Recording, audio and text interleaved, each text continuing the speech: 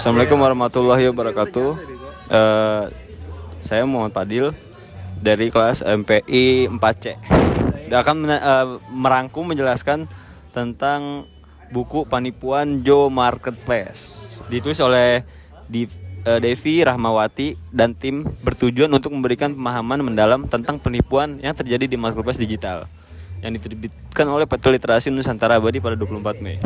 Buku ini tuh menjelaskan pertumbuhan ekonomi digital Indonesia termasuk e-commerce dan fintech serta tantangan yang dihadapi dalam sektor ini.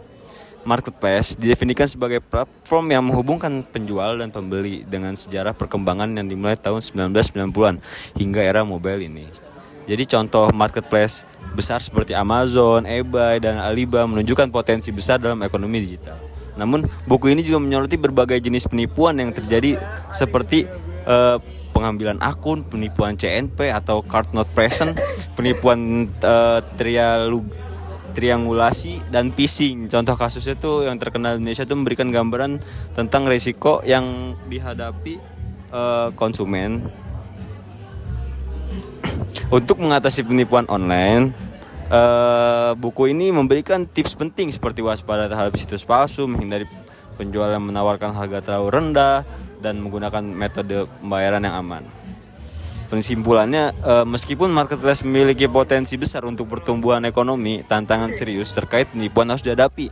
Edukasi dan perlindungan bagi konsumen sangat penting untuk menciptakan ekosistem digital yang aman. Buku ini dilengkapi dengan berbagai referensi yang mendukung informasi yang disajikan, termasuk data, statistik, dan studi kasus. Jadi di dalam buku penipuan Joe Marketplace ini ada beberapa bab. Yang pertama itu ada ekonomi digital. Ekonomi digital ini yang menjelaskan tentang pertumbuhan ekonomi digital di Indonesia termasuk e-commerce, fintech, dan tantangan yang dihadapi. Menyebutkan bahwa Indonesia memiliki potensi besar dalam ekonomi digital dengan proyeksi pertumbuhan yang signifikan. Yang kedua tuh ada marketplace. Definisi marketplace ini sebagai platform yang menghubungkan penjual dan pembeli. Sejarah perkembangan marketplace dari tahun 1990 hingga era mobile saat ini. Jadi contoh marketplace besar seperti Amazon, eBay, dan Alibaba yang tadi dijelaskan gitu ya. Dan yang ketiga itu penipuan marketplace, menjelaskan berbagai jenis penipuan yang terjadi di marketplace termasuk pengambil alihan akun, penipuan CNP, penipuan triangulasi, phishing, menyediakan contoh kasus penipuan yang terkenal di Indonesia gitu. Yang keempat, mengatasi penipuan online. Itu yang tipsnya ya.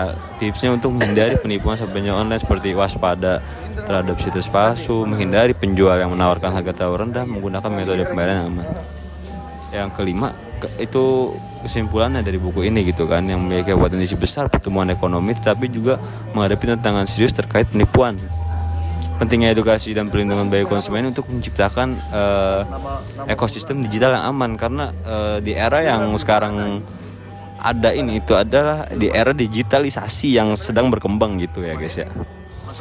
Jadi referensi dari buku ini tuh yang mencantumkan berbagai referensi yang mendukung informasi yang disajikan termasuk data, statistik, dan kasus dan studi kasus.